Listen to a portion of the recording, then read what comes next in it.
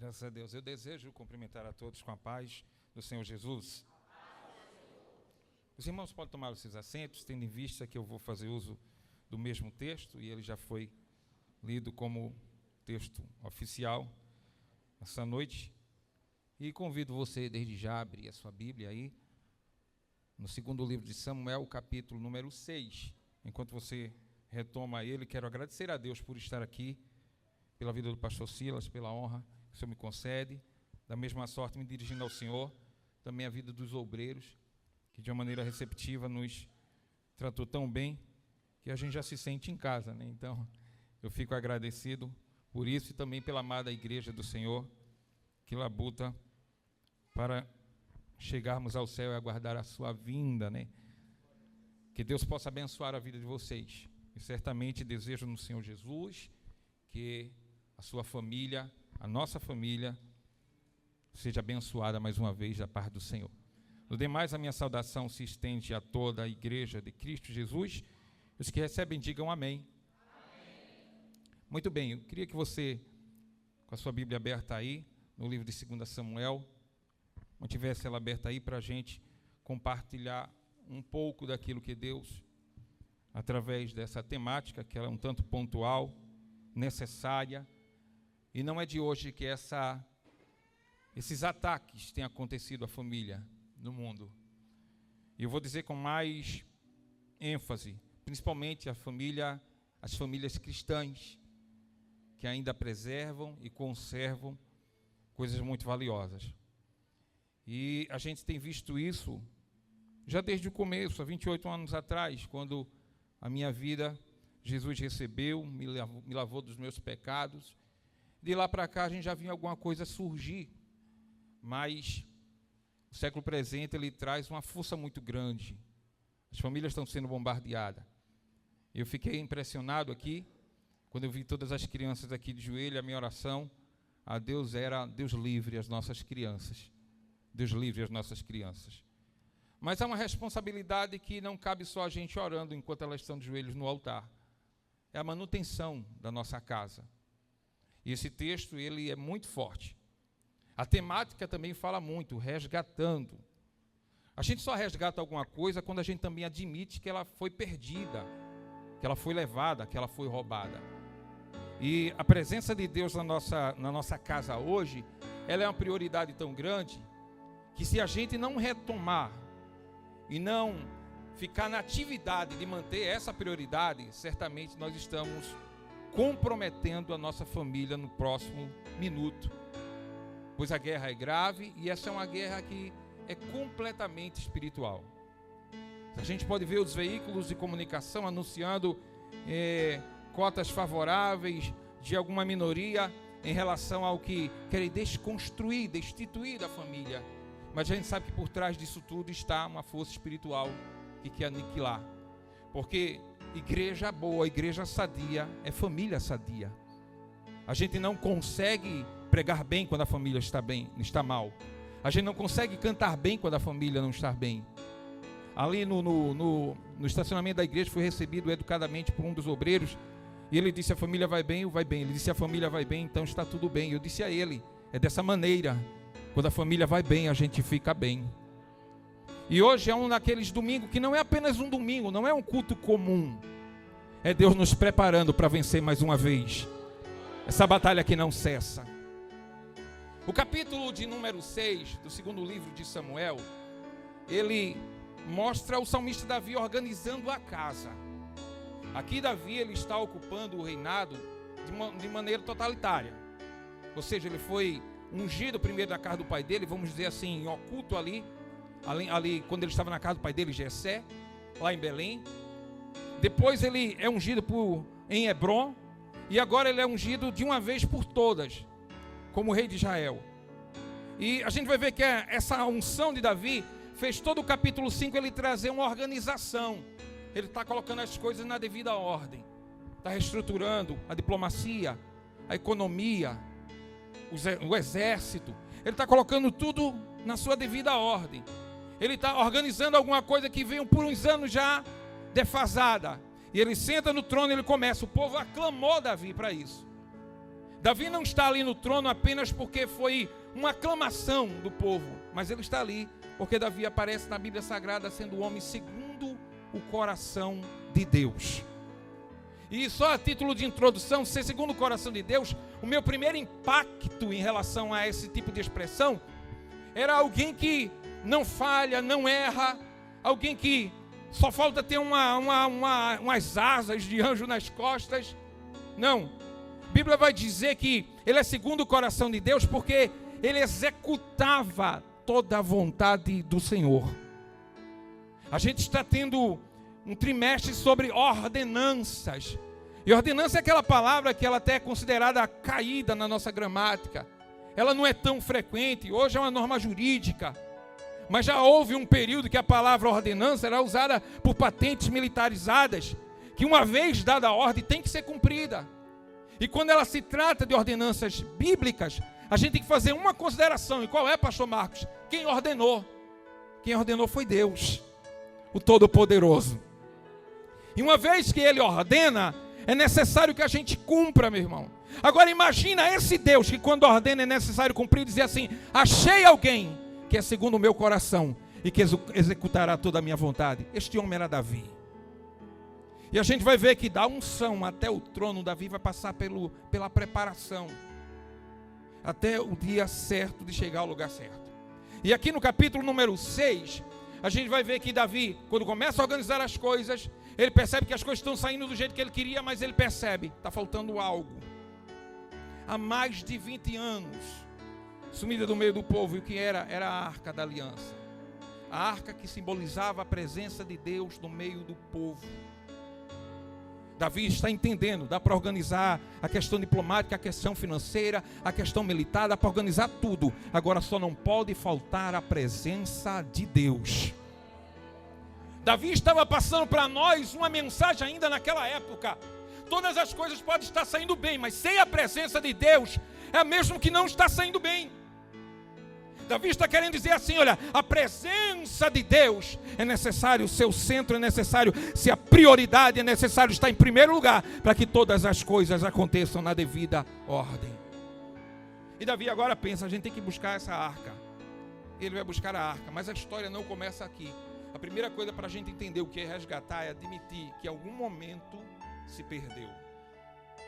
E não começa aqui essa história. A história começa no primeiro livro de Samuel. O primeiro livro de Samuel ele vem trazendo algumas características fáceis de identificar aqui. A primeira coisa que o livro de 1 Samuel traz é a colocação, o aparecimento de Samuel, como ele chegou até ali. É uma história meio que biográfica de Samuel. E a gente vê que ele era profeta, juiz e sacerdote. E ele vai encerrar a teocracia ali. Ou seja, o período do juízo acaba e a teocracia, onde as leis eram regidas por costumes religiosos, por decisões religiosas, vai acabar, porque vai chegar o período dos reis agora. Vai chegar a aclamação de rei. Então vai até Samuel. Então aparece logo isso. A segunda coisa que aparece no primeiro livro de Samuel é a desmoralização sacerdotal.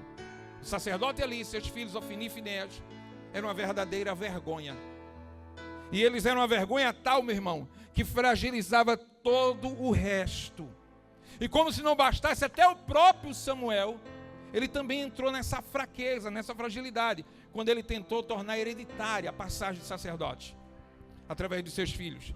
Então a gente vê a história de Samuel, a gente vê a desmoralização sacerdotal, e a gente vai ver também, sabe o que, meu irmão? Que com essa desmoralização, o povo vai perder a guerra.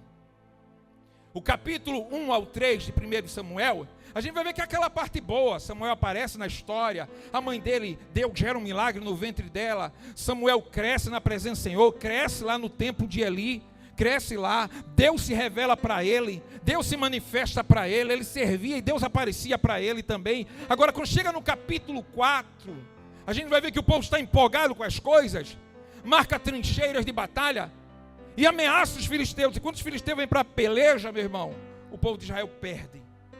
E nessa derrota, 4.000 homens de Israel perecem. O povo começa a lamentar e eles pensam: é porque a arca não estava entre nós. Manda buscar a arca em Siló.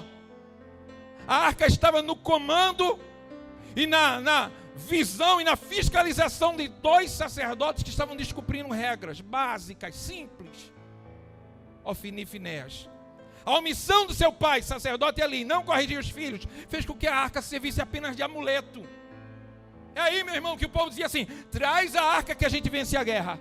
Quando o povo começa a peleja trazendo a arca, eu nunca vi em canto nenhum você perder 4.000 homens numa batalha e fazer festa. Foi assim, trouxeram a arca. Quando a arca foi introduzida lá no capítulo 4 do livro de 1 Samuel, quando a arca é introduzida, eles fizeram tanta festa que os filisteus escutaram e temeram, meu irmão. Temeram até o ponto de achar: a gente vai perder, que é os deuses. É o Deus que esmaga os outros deuses. Eles estão festejando. E alguém incentiva os filisteus dizendo assim: não, isso é, me permita uma expressão popular, isso é barulho de lata vazia. Ninguém que perde 4.000 pessoas numa guerra celebra. Tem alguma coisa errada. Vamos para a guerra, vamos adiante. Os filisteus voltaram. E agora não foram 4.000 homens, foram 30.000 que caíram. E o pior de tudo, meu irmão, mataram Ofni e Finéias e ainda levaram a arca, que representava a presença de Deus no meio do povo. O sacerdote ali recebe 2 mensagens ruins. A primeira é: matar os teus 2 filhos. O sacerdote já velho coloca a mão na cabeça. Mas quando a segunda mensagem chegou, foi pior ainda. E disseram para ele: ainda tem uma coisa pior do que tudo isso. O que é pior do que perder filhos? Levaram a arca. Os filisteus levaram embora. E ele diz: e acabou, foi-se a glória do Senhor. A glória não está mais aqui. A decepção foi tamanha que ele caiu de costa, quebrou o pescoço e morreu. E ali o povo fica sem arca. Sabe o que é que os filisteus fazem? Levam a arca embora. E eles levam festejando: estamos carregando o amuleto dos hebreus. O povo agora está desanimado, está triste. E eles estão comemorando lá. Quando eu falo e quando eu enxergo esse princípio no livro de 1 Samuel, eu enxergo aqui que quando a gente vai falar de resgatar a presença, não se trata de Davi resgatar para ele, mas se trata de reconhecer onde essa arca passou até chegar aqui. Porque a gente vai ver que quando os filisteus levam ela, capítulo 4, versículo 11, e diz que eles venceram a guerra e levaram a arca. Quando eles levaram a arca, aí foram lá, capítulo 5, versículo 1, vou dizer que eles deixaram lá em Asdod, lá junto do templo de Dagon. E fica lá por 2 noites. A estátua cai e eles dizem: tira essa arca daqui, a gente não quer mais aqui. Capítulo 5, versículo 8 vai dizer assim: leva ela daqui e manda para Gate. Chegaram em Gate e disseram: a gente não quer essa arca aqui também não. Capítulo 5, versículo 10 vai dizer assim: nem a gente quer, manda para Ecrom. Quando chega em Ecrom, eles dizem: não, está vindo rupturas aí, está vindo muita coisa ruim, tem gente morrendo e tem gente com úlceras aí, a gente não quer essa aqui não, manda para longe. Capítulo 6, versículo 1 vai dizer que mandaram lá, a arca ficou 7 meses na terra dos filisteus. Ela andou por Ecrom, Asdod, Gate, e agora ela vai para Bet-Semes. Quando chega em Bet-Semes, meu irmão, ela vai ficar lá um tempo. E quando ela fica lá um tempo, que mandaram a arca de volta, disseram para o povo: olha, fica com essa arca aí, toma, dá um jeito nela aí. Mas os homens pecaram, porque 70 homens foram mortos de uma só vez quando abriram a arca e foram olhar dentro. E eles disseram: a gente não quer essa arca aqui também. Aí mandaram ela embora. E a arca vai chegar lá onde Davi vai se juntar com os homens para ir buscar ela. E simplesmente, meu irmão, quando eu fico vendo essa trajetória de onde a arca passou, eu enxergo que efeito tem a presença de Deus em meio a alguns lugares. A primeira família que representa para mim, que aparece no texto de modo ilustrativo e simbólico, ou analógico, vamos dizer assim, seria os filisteus. O que seriam os filisteus? Alguém que tem a presença como um amuleto. Como amuleto, pastor Marcos? Sim. Não interessa, só interessa. A função dos filisteus é assim: eu vou tirar a presença de um lugar e colocar em outro. Eu vou tirar aquela arca dali e colocar aqui. Eles não davam a mínima para o que representava a arca ali.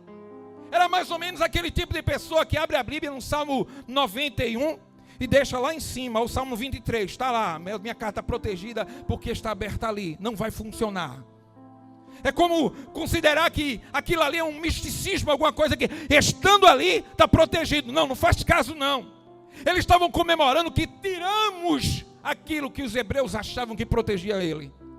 E agora os filisteus têm a arca no meio deles, mas não valorizam. É mais ou menos aquilo que a gente aprendeu na lição de hoje. Hoje pela manhã falava sobre santificação. E o resumo da lição de hoje dizia assim: é se despojar para se revestir. ou para vestir de novo. E sabe como funciona isso, meu irmão? Tira uma e veste outra. Tira o que não serve e veste o que serve. Os filisteus tinham a arca no meio deles, mas só servia para prejudicar. Por quê, meu irmão? Porque não adianta ter a presença dentro e se não andar do jeito que a presença cobra. Não adianta, meu irmão.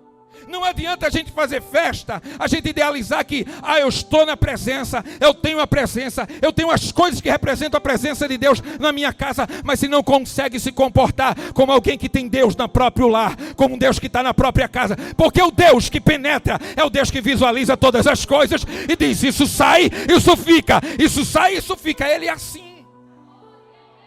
O nosso Deus é organizado. Ele não fica em lugar em que ele não é bem recebido. Ele não fica em lugares que ele não é exaltado. Os filisteus estavam comemorando a arca, mas não representava a presença de Deus para ele. Vencemos os hebreus e tomamos deles. Tomamos dele o que eles mais amavam, mas para ele não importavam nada. Era mais ou menos a gente vir para a igreja, todo culto, e se tornar crente apenas aqui na frente. Mas eu vou dizer uma coisa para você com todo respeito, não querendo ser tardio na minha fala. Hoje você vai voltar de casa, da igreja para casa de mãos dadas com Deus. Porque enquanto você glorifica aqui, me escuta aqui, Deus vai tratar no seu lar, vai restaurar coisas que precisam ser restauradas. E a primeira coisa que precisa ser restaurada lá é a reverência. Eu não vou te incomodar por mais de uma vez não, só vai ser essa mesmo. Olha para alguém e diga aí, reverência. Só para alguém diga reverência. Eu estou querendo dizer a você que hoje você vai voltar para casa com a presença de Deus. Hoje você é o agente carregador da presença de Deus. Eu não vou citar o nome do bairro porque eu ainda não peguei, 1 ano e 4 meses ainda não peguei tudo aqui em Palmas não, mas você vai voltar pelas ruas aqui, olha, as ruas desse lado de cada cidade, você vai voltar com a presença de Deus dentro de você, você vai entrar na sua casa com a presença de Deus, você vai penetrar na sua casa com a presença de Deus, e essa reverência vai ser considerada novamente, porque você entende de presença. Você entende de presença. Quando eu falo de reverência, em ter Deus em casa, é você considerar aquele cantinho. Ou você não tem um cantinho de oração, ou você não tem uma cadeira para ler a Bíblia, ou você não tem um canto de conversa. Nós fomos visitar uma igreja em Taquarussu, e a minha esposa foi também com a gente, foi lá, estava visitando a igreja, e tinha um pastor, um evangelista pregando, e ele se dirigiu à minha esposa, olhou para ela e disse assim: eu te vejo quando o Tony está sentada na mesa, ou em cima do balcão, lendo a minha palavra e separando o texto. Se você for na rede social da minha esposa, você vai ver que vez por outra ela está soltando alguma coisa. Aquele evangelista, ele veio da Suíça, mas simplesmente quando a gente visitou aquela igreja, ele disse: eu vejo o teu cantinho, aquele cantinho que você comenta com Deus, que você conversa com Deus, que você tem intimidade com Deus, vai ser restaurado novamente essa noite. Feche os olhos e adore esse Deus que merece glória. Todos nós temos, meu irmão. Prive essas coisas, porque Deus também priva aparecer por lá. Sempre foi assim na Bíblia Sagrada. Jacó arrastava uma pedra quando sonhava, Deus aparecia para ele em sonho. Vai procurar Isaac, ele vem das campinas que estava orando. Vai procurar Moisés, ele está orando na tenda. Vai procurar Daniel, tem uma janela aberta. Cada um tem o seu jeito de buscar a Deus. Mas Deus está restabelecendo conosco aliança essa noite para a gente passar a buscar Ele. Eu vou te dizer uma coisa aqui de olhos abertos. Essa noite você não vai ter insônia, mas você vai ter um desejo forte que só vai ser saciado quando você dobrar os seus joelhos ainda esta madrugada e conversar com o Senhor novamente, porque Ele está resgatando a presença lá dentro da sua casa. Aleluia, aleluia, aleluia. Você é o representante de Deus aqui na terra, meu irmão. A você que não é evangélico, deixa eu te dizer assim: leva Deus para a tua casa também hoje. Porque Deus quer habitar nas nossas casas. A primeira casa é a casa dos filisteus. A segunda casa eu chamo de Betsemes, ou Betsemes, que até receberam bem, mas quebraram uma regra. Não passa dos limites. Ter a presença de Deus é ficar debaixo da égide das suas regras. Opa, Deus na minha casa, Deus na minha vida. Eu não posso estar me dando o privilégio, de estar compartilhando em plataforma de rede social xingamentos para alguma emissora, que os irmãos já sabem qual é. Não quero entrar no mérito de falar de tal, mas vai lá e é não sei o que lixo, não sei o que lixo. Isso tudo dura até o próximo reality show, que vez por outra a gente acessa. O problema, meu irmão, não é quanto tempo você passa assistindo. O problema é que quando você conecta lá, sabe. O problema todo é que a regra para respeitar, reverenciar a presença de Deus dentro da casa é aquela que você entende até aqui, o resto é só se Ele permitir. Estamos carentes de crentes que não negociam as verdades de Deus. E resgatar a presença de Deus para a sua casa é você deixar de lado o que vão falar pela nova vida que você vai exercer agora com a presença de Deus na sua casa. Conta-se que uma certa mulher tinha uma vizinha crente. E ela se incomodava com essa vizinha que era crente porque cantava muito hinos, louvores. E ela tinha uma chama de raiva pela irmã.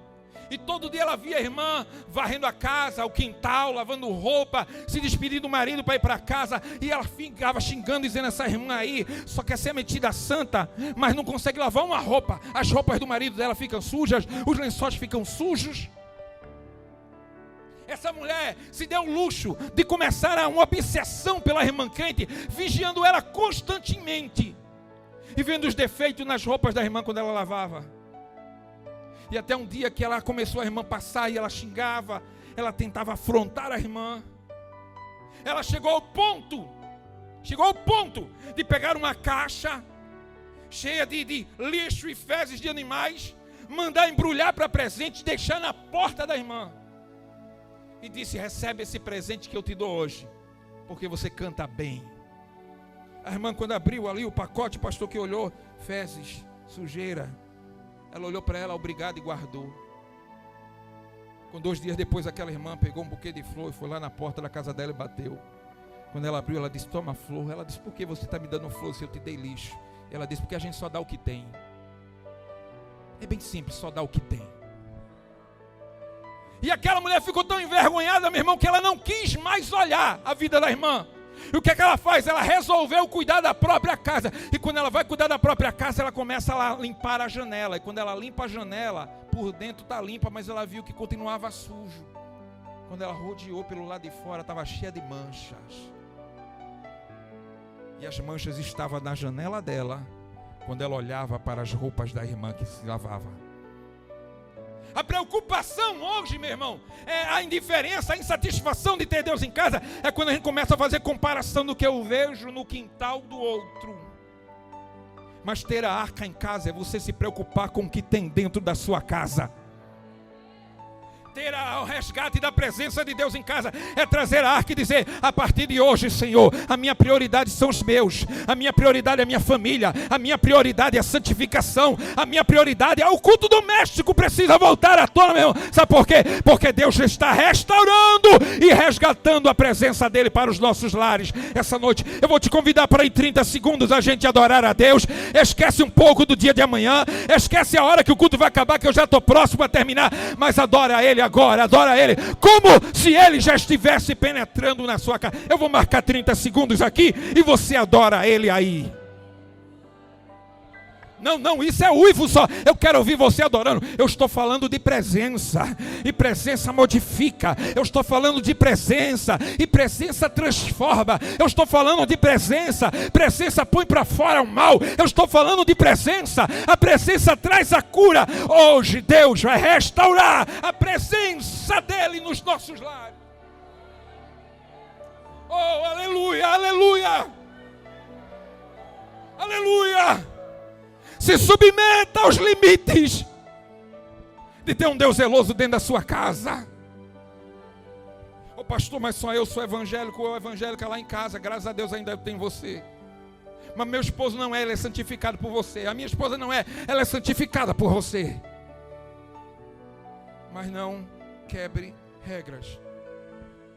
Algumas pessoas não querem trazer Deus de volta. para que não escute ele ditar algumas regras. Porque Deus não vai permitir todas as coisas. Estou sendo prático e o mais humano possível falando com você. Primeiro os filisteus tinham, mas não dava valor. Batsemes tinha, mas quebrava regras. Quando abriram a arca para olhar dentro, 70 homens morreram. E o povo ficou triste. Sabe aquela coisa de, mas a gente só queria ver lá dentro. É o meu jeito. Irmão, se as coisas fossem do nosso jeito, a gente não precisava de Bíblia. Se as coisas da adoração fossem do nosso jeito, a gente não precisava de lições que esse livro sagrado traz. Ah, mas eu adoro desse jeito, eu olho desse jeito, eu vivo desse jeito. Ah, se fosse do seu jeito, você ainda estava lá fora, mas você está na presença de Deus. E na presença de Deus é do jeito dele, é da maneira dele, é do trabalhar dele. Oh, aleluia, há um mover de Deus aqui essa noite, e esse mover ele está transformando e moldando a nossa vida. Se eu fosse você, eu dava glórias a Deus, porque para a presença entrar, algumas coisas precisam sair. Dê glórias ao nome do nosso Deus, dê glórias a Ele. Dê glórias ao nome dEle. Não queremos essa arca aqui. Saiu dos filisteus, foi para Batsemes, manda lá para casa de Abinadab. Abinadab separou Eliezer, salvo engano. Disse, você vai ficar responsável pela arca. Fique responsável pela arca. Daí, meu irmão, mais de 20 anos vão se passar. O povo vai clamar rei. Do ombro para cima vem o primeiro rei de Israel, Saul, que era bonito, alto, forte, viril, sisudo, forte, bonito, caiu na graça do povo, mas ele se preocupou tanto com o aplauso que esqueceu da presença. A última igreja que nós tomamos conta lá no Pernambuco, eu me lembro que no primeiro ano que eu estava lá, o pastor presidente foi para o meu aniversário. E uma mensagem que ele deu para mim. Ele pediu para eu ficar de pé, onde o nosso irmão estava ali, eu fiquei de pé. Ele disse assim, só tenho um conselho a te dar. Ele viu a igreja cheia e disse assim, cuidado com os aplausos. Porque os aplausos matam mais rápido do que uma crítica. Sabe o que é isso, meu irmão? Quando essas coisas vêm massagear o ego, a gente esquece. Lição passada. Esquece da outra lição, que tudo é de Deus. Deixa eu dizer uma coisa aqui a vocês, baixinho, para vocês não chatear com a voz afônica do pastor Marcos gritando. Deixa eu dizer uma coisa, sabia que Deus está operando aqui nessa igreja aqui essa noite? Você sabia que Deus está operando? Você pode glorificar a Deus por isso? Deus está operando aqui essa noite, está operando. Mas é isso que o Senhor queria dizer, eu já sabia. Não, o que eu quero dizer a você é que Deus não está operando porque eu estou pregando, não. É o contrário, eu estou pregando porque Deus está operando aqui nessa igreja. Porque a palavra é dele, o louvor é para ele, a adoração é toda dele, os dons são dele, a língua estranha é dele, as revelações, a iluminação, tudo pertence a ele. Aqui a gente é só instrumento, meu irmão. Toda a honra e toda a glória pertence a Deus. Se me entende, dá glórias para Ele, porque eu prefiro ouvir a tua glória do que a minha voz, se esforçando para que você reconheça, tudo é dEle. Tudo é dEle.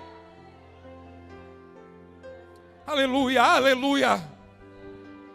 Toma conta da arca aí, fica aí tomando conta da arca.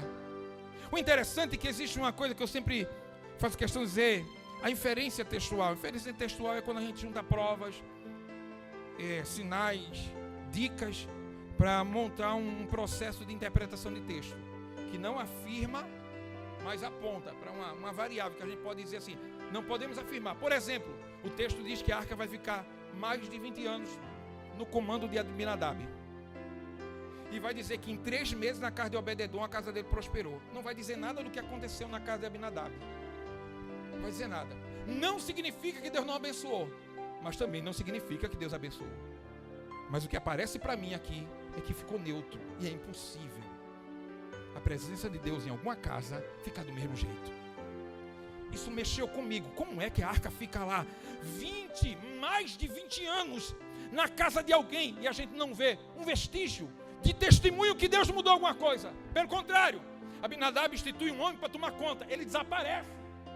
Quando a arca vai ser levada, na primeira vez que Davi quer levar ela, nem Eliezer aparece Aiô e Uzá. Os 2 filhos dele, cadê o outro? Desapareceu. A única coisa que a gente sabe é que alguém desapareceu nesses 20 anos.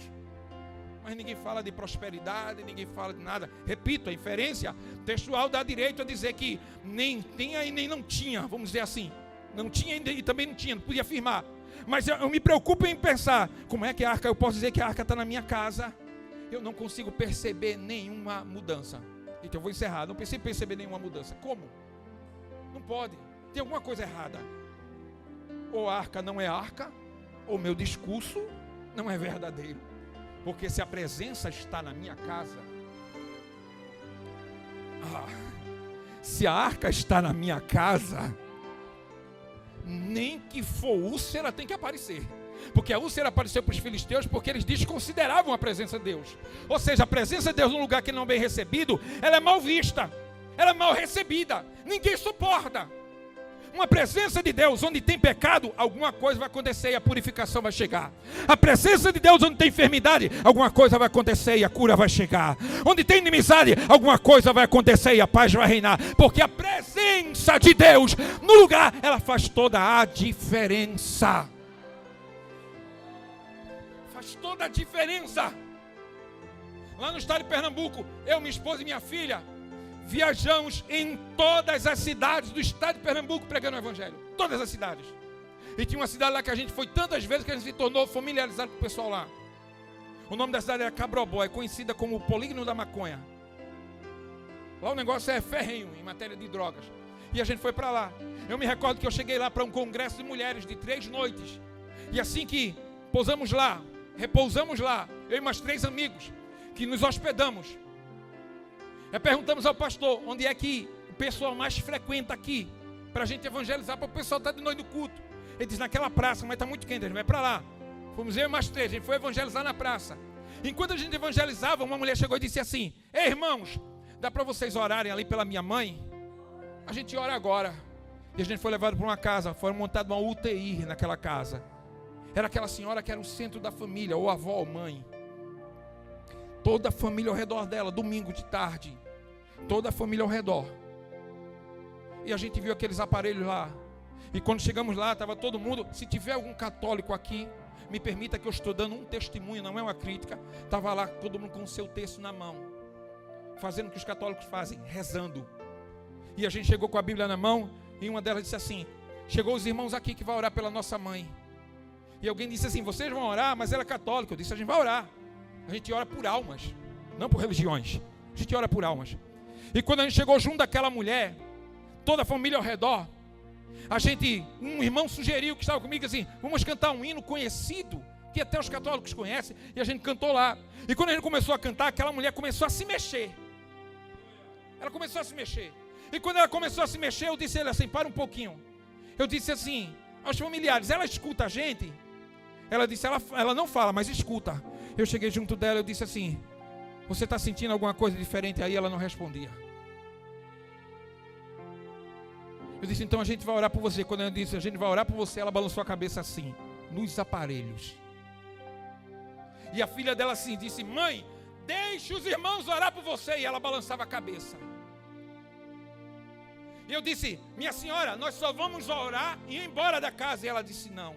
Eu disse, se for assim, não vamos contra a vontade de ninguém. Fiz exatamente isso. Bati meus pés 3 vezes e disse assim, que a paz reine nesse lugar. Quando eu vou sair, aquela mulher segurou e disse, e minha mãe? Eu disse, não chegarei naquele poste ali na frente. Deus vai ceifar a vida dela. Porque Deus me trouxe aqui essa tarde, já era mais de meio-dia, para dar a ela a última chance.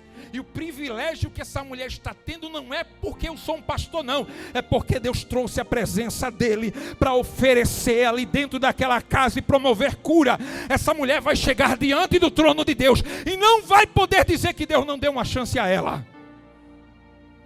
Ela disse, não vai acontecer. Eu disse, mas eu preciso ir embora. Quando eu fui embora, antes de chegar no poste, os gritos naquela casa, o povo saiu correndo e dizendo, ela morreu, ela morreu. E a gente seguiu a nossa viagem. Sabe por quê, meu irmão? Quando a presença de Deus está na casa, alguma coisa de diferente tende a acontecer. É impossível em 20 anos de barca na casa de Abinadab não ter acontecido nada. O que me mostra é uma situação neutra, amena. Alguém que não faz muita questão de ir mais além. Resgatar a presença de Deus é tornar a tua casa um altar na presença do Senhor. É restabelecer a ordem. É restabelecer o relacionamento entre marido e esposa. A arca na tua casa é a convivência na mesa novamente. Adore, adore, adore a Ele, adore a Ele, adore a Ele. Eu não sou animador de plateia, não. A minha chamada é para pregar e ganhar almas. Mas eu sinto a presença de Deus aqui, esta noite. Pode adorar. Pouca glória não resolve, meu irmão. Pode adorar. E eu vou te dizer mais, meu irmão. Eu vou te dizer mais. Como eu falei no começo, você vai voltar de mãos dadas para casa com Deus essa noite. Porque eu disse a você que não seria apenas um culto. É encontro com Deus essa noite. Uma casa que tinha, mas não reverenciava. Uma casa que tinha, mas não respeitava as regras. Uma casa que tinha, mas não se entregava. Aí levaram, ficou lá e Davi disse assim, para tudo dar certo, a gente tem que trazer a arca de volta. Juntou os homens, preparou a banda, compraram 2 bois, carro de bois novos, aliás, compraram um carro de bois novo. Eles, vamos lá, sabe o que Davi queria? Praticidade. A presença de Deus não vem à base de praticidade. Davi sabia as regras, desse jeito não, mas Davi queria ser rápido. A euforia de ser aclamado pelo povo subiu ao coração dele. Eu tenho que trazer essa arca logo, porque as outras coisas já estão na devida ordem. Agora eu quero a presença. Vamos buscar. Aí foram lá na casa de Abinadab, prepararam o carro, botaram a arca em cima do carro dos bois. Presença de boi não, presença de Deus não combina com carro de boi não, meu irmão. O boi não sabe da glória. O só sabe ungir essas coisas mais. A arca sai, Davi está festejando, dançando, celebrando. Aí vai dizer que lá no caminho de Nacon, né? Nacon, salvo engano é Nacon. E quando ele vem ali na eira de Nacon, que hoje à tarde eu fui pesquisar onde é essa eira. Ela não aparece não nos mapas não. Eu não achei. Alguém pode me indicar, não tem problema de receber isso não. No final, eu não achei essa eira. O máximo que diz assim, ficava talvez próximo da casa de Obed-edom. Aí eles estão tirando da casa de Obed-edom, perdão, da casa de Abinadab. Aí eles estão tirando a arca. Quando eles estão tirando a arca, os bois ficam espantados com um som de símbolos, de cornetas, de alegria. Ficam espantados com aquele som, não sabe aquele tipo de coisas que são irracionais. A arca tropeça, o carro tropeça, bate numa pedra, salvo qualquer coisa que estava no caminho ali, e tropeça quando Uza vê que a arca está tombando, que ela vai cair. Ele, cheio de boa vontade, estende a mão para segurar a arca. E com Deus não funciona a boa vontade. Boa vontade tem até escadinha para o inferno. Obediência faz a gente subir à presença de Deus. Boa vontade é educação. A gente não pode confundir educação com espiritualidade. Educação, meu irmão, é aquilo que a gente faz aprendendo de berço. Espiritualidade é aquilo que a gente faz sabendo para quem a gente está fazendo. Educação a gente faz para manter uma saúde de convivência com a sociedade. Mas espiritualidade a gente faz para Deus, sabendo que a própria sociedade não vai gostar. Aquela educação a gente faz para manter a boa convivência entre os vizinhos. Mas espiritualidade a gente faz sabendo que só vai ficar do nosso lado Deus. Não adianta esticar não, já começou errado, Davi. Não é desse jeito. Não é assim que a arca é trazida. Diz a Bíblia Sagrada no capítulo 6, versículo 9, que o temor tomou conta do coração de Davi, que ele disse assim: como pois eu trarei a presença, a arca de Deus? Como eu vou trazer? Ele disse, mas por via das dúvidas, não vou levar não. Pode ver que o texto vai dizer que Davi mandou colocar na casa de Obed-edom. Ele usou a autoridade dele, disse, põe lá. Me permita a verdade, ou melhor, me permita uma opinião verdadeira. Davi ficou meio assim. Se não morrer, eu vou buscar. Deixa eu pensar assim, né? Porque na casa dos filisteus morreu gente. Bet-Semes morreu gente. Em Gate o povo não queria. Em Ecrón não queria. Na casa de Abinadab já fazia tempo e não acontecia nada. Ele disse assim: se não morrer, eu volto. Aí sabe o que acontece? Deixou a arca lá. Aí quando a arca vai para a casa de Obed-Edom, se você for pesquisar sobre Obed-Edom, não vai aparecer muita coisa não. Mas o silêncio de Obed-Edom e a arca entrando na casa dele me trouxe várias lições. E qual é as lições? Que Obed-Edom era um homem temeroso. Quando dizia assim, a arca vai para Gate, aqui não. Vai para Ecrón, nem passe por perto. Obed-Edom disse assim, eu não pedi, mas se trouxer, deixa entrar. A arca vai ficar exatamente no lugar que o rei determinar. Levaram a arca e deixaram lá. Imagina, meu irmão, imagine você, se não chegou as notícias que onde a arca passou morreu gente, inclusive alguém tentando fazer uma boa ação morreu, de ruptura da parte de Deus. Imagina se não chegou isso nos ouvidos de Obed-Edom. Olha, fica com essa arca aí que já morreu muita gente por causa dela. Obed-Edom disse assim, deixa a arca entrar.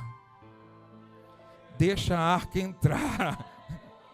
Deixa a arca entrar. Ele não precisava ter uma história, um currículo louvável, aparecendo nas mídias, em plataformas, em rede social, não. Mas o silêncio dele dizia assim, ali tem uma casa que a presença de Deus pode entrar e pode ficar e nada vai acontecer.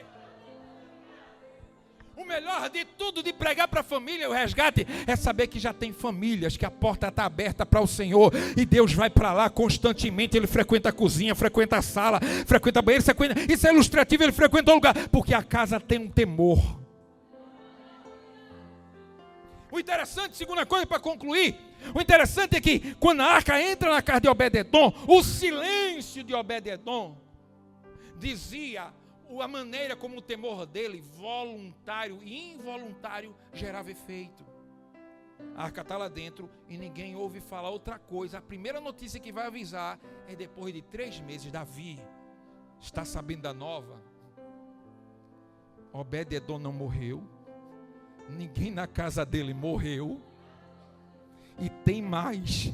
Tudo que ele faz e tudo que ele tem, Deus está abençoando, porque a arca está na casa dele. Mas será que Obed-Edom não teve a curiosidade de abrir e dar uma olhada? Não, ele simplesmente se conformou. É de quem é essa arca? É a arca presente de Deus. Se é a presença de Deus, basta ela estar na minha casa, que eu já sei que Deus também estará lá. Mas você não ficou curioso de abrir para ver? Não, não precisa, porque eu sei a história que essa arca tem, eu sei de onde ela veio e onde ela está, a presença do Deus poderoso está. Então deixa ela ficar aqui e eu prometo que ela vai ficar aí o máximo possível. O princípio da prosperidade sem troca. Opa, eu vou consagrar, eu vou jejuar, encerro agora, encerrou mesmo. Eu vou consagrar, vou jejuar para Deus me dar. Para fazer uma troca, eu vou fazer para Deus fazer para mim. Não, não vai funcionar. Obed-Edom disse assim, deixa a arca aqui. Deixa a arca aqui, no dia que quiser vir buscar, vem. E continua a vida dele. Mas o que ele plantava, dava. Ilustrativo, tá? Ninguém ficou gripado enquanto a arca estava na casa de Obed-Edom. Não chegava vírus na saúde da família de Obed-Edom. A colheita dele, sem chover, estava produzindo. Obed-Edom ia fazer as contas e está sobrando dinheiro.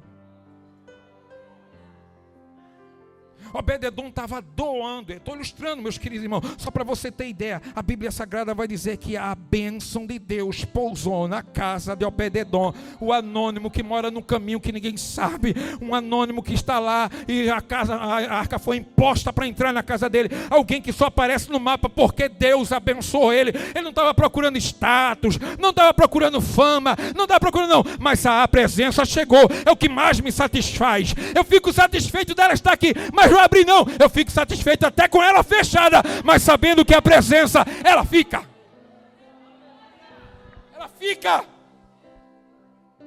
E Davi está pensando agora, opa, Abinadab 20 anos sem nada acontecer, e em 3 meses, Obed-Edom já é próspero desse jeito. o que é um rei 3 meses sem a presença de Deus. O que é o pastor Marcos pregar sem a presença de Deus? Não vai adiantar eloquência, não vai adiantar leitura, não vai adiantar blaze, não vai adiantar andar para lá, andar para cá, gritar, se esforçar, porque o que você vai querer ver na minha vida é a presença de Deus. A gente está vivendo dias que eu dizia à minha esposa hoje, quando voltamos da EBD, dias de o radicalismo, que é o título que dão às pessoas que ainda seguem as coisas de Deus, está em evidência. Não negocio a presença de Deus por nada. Obed-edom não estava espalhando na vizinhança, Deus está na minha casa, Deus está na minha casa, não. Apenas ele tinha reconhecimento, quem está lá é a presença de Deus, e ponto final. Ele não estava exclamando lá, olha, Deus pousou na minha casa, eu vou abrir um culto lá e vai acontecer. Não, ele disse assim, o que interessa é que Deus chegou na hora que quis chegar e vai permanecer, porque a presença de Deus foi restaurada. Deixa eu ilustrar para encerrar. Eu acredito que enquanto Davi dizia assim, eu tenho medo dessa arca, deixa ela aí. Obed-edom, no seu temor, quem sabe dizia assim, se Deus um dia visitasse. Se Deus um dia visitasse. É igual os crentes que saem de casa no culto de domingo, que tem o título Culto da Família. Se Deus falasse comigo esta noite. Eu quero dizer para você que você vai para casa de mãos dadas com Deus hoje. Eu quero dizer para você que Deus não prega a peça e nem faz surpresa, mas você vai chegar em casa e a atmosfera do teu lar vai estar diferente. Sabe por quê? Porque você vai deixar de fazer comparação. A comparação é a síndrome da insatisfação do homem. Quando começa a comparar o que tem na casa de A, o que tem na casa de B, meu irmão, cuida da tua casa essa noite, cuida dos teus essa noite, cuida da presença de Deus nessa noite, reveste a tua casa da presença de Deus, canta como você cantava antes, adora como você adorava antes. Na hora da discussão, conta até 10, mas adora o nome do Senhor, não negocia a presença de Deus na sua casa. Levanta teu braço direito e adora Ele. Meu tempo acabou, levanta teu braço direito e adora. Eu quero ouvir a glória que vai sair da tua boca agora, sem cessar. Vai, dá glórias a Ele, que eu estou falando de presença. Dá glórias a Ele que eu estou tratando de presença. Dá glórias a Ele que Deus está restaurando princípios. Vai melhorar a conversação entre mãe e filho, a conversação entre esposo e esposa. Oh, aleluia! Vai restaurar. Ele vai restaurar e é hoje. Se fosse você, aumentava o volume da tua glória. Porque o que eu vou falar agora não é mensagem, não é clichê de pregador, não. Eu vou falar porque a presença de Deus que vai com você para casa, vai te encontrar na tua casa também, estar aqui essa noite. E só por conta dessa presença tem gente que vai sair curado e curada aqui deste lugar essa noite. Então aumenta o volume da tua glória, que eu vou passar esse microfone. Não, aumenta o volume da tua glória, aumenta o volume da tua glória. Porque você que sabe se quer dar glória aqui, se quer dar glória no meio do caminho, ou dar glória na sua casa. Mas Deus vai tocar nas nossas famílias, mas não pelo mal, mas para trazer a presença dEle restaurada. Asmodeus vai perder. Os trabalhos de feitiçaria feitos contra a destituição da tua casa vão perecer. A ação dos principados e potestades vão cair por terra. O divórcio não vai acontecer, porque Deus entrou em cena esta noite. Eu vou repetir para você, o divórcio não vai acontecer, porque Deus entrou em cena esta noite. Não precisa de muito tempo para Deus transformar o ódio que foi gerado no relacionamento em um amor profundo, renovador. E se prepara para a tua segunda lua de mel. Deus vai restaurar casais, porque Ele está entrando em cena. Vai, dá glória, dá glória, dá glória. Um casal restaurado numa igreja é uma igreja restaurada. Um casal restaurado numa igreja é uma família restaurada. Um casal que não se divorcia são filhos com saúde mental aproveitável. Então essa noite Deus está entrando em cena para desfazer as obras do diabo. Mas isso acontece para quem tem e quem permite Deus entrar em cena. Olha do teu lado aí. Olha do teu lado aí, vê se tem uma pessoa não evangélica que você conhece e ele teve o prazer, ou ela teve o prazer, nos deu o prazer da presença dele aqui hoje. E essa presença, essa arca quer entrar na sua casa também. Está sentado bem aí do teu lado. Bem do teu lado. Essa pessoa precisa de uma ação de Deus urgente. Precisa entregar a vida para Cristo hoje. Eu não estou te chamando para ser assembleísta, batista, presbiteriano, não. Eu estou te chamando para entregar a sua vida para Cristo. Para Ele estabelecer a presença dele dentro da sua vida e da sua casa hoje. Não deixe escapar essa salvação que Deus está oferecendo a você hoje. Porque você vai ficar que nem a gente, me permito que nem a gente. Sou pastor há 16 anos, 28 anos de fé, e eu não sei explicar o que foi que Deus viu em mim para estender salvação à minha vida. Mas mesmo sem explicação, continuarei louvando a Ele. E Deus quer fazer isso na sua vida. Onde está a primeira pessoa que quer entregar a vida para Cristo? Ele ou ela está sentada aí do teu lado. Pergunta a ele com educação. Os crentes daqui sabem, as pessoas não crentes sabem que a gente faz convite até em funeral, meu irmão. A gente faz convite. Onde está uma pessoa que quer entregar a vida para Cristo? Ah, pastor, eu tenho vergonha de ir aí na frente. Você pode levantar a mão daí e a gente ora por você. Mas não sai daqui sem a presença de Deus essa noite. Tem alguém que deseja entregar a vida para o Senhor Jesus agora? Tem alguém? Olha do teu lado aí com carinho. Jesus quer restabelecer, resgatar a presença dele na sua vida. Quantos podem dar glória a Deus? Que Deus abençoe a igreja em nome do Senhor Jesus.